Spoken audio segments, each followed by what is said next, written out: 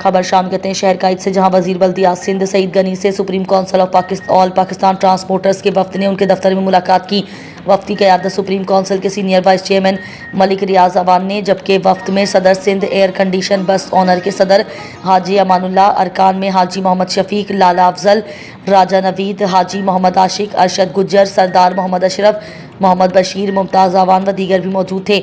वफ्द ने सूबाई वजीर को उन्हें दरपेश मसाइल बिलखुसूस शहर से बसों की शहर से बाहर टर्मिनल की मुंतकली के बावजूद भी उनकी बुकिंग ऑफिस को बंद करने की जारी अहकामात समेत दीगर के हवाले से आगाही दी।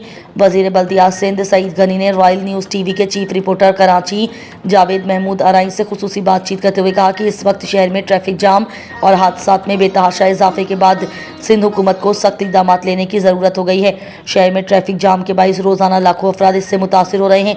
वज़ीर बल्दियात सिंध सईद गनी ने मज़ीद कहा कि हम ट्रांसपोर्ट बरादरी के खिलाफ कोई एक्शन नहीं ले रहे हैं, बल्कि तमाम तजावुज़ात और ट्रैफिक की राह में हाइल रुकावटों के खिलाफ ऑपरेशन किया जा रहा है। जहां तक आपके बुकिंग के दफातर जो दुकानों के अंदर हैं, उसके हवाले से वज़ीर ट्रांसपोर्ट सिंध से उनकी पाकिस्तान वापसी पर बात करूंगा। सईद गनी की ट्रांसपोर्टर्स के वफ्द को यकीन दहानी करवाई।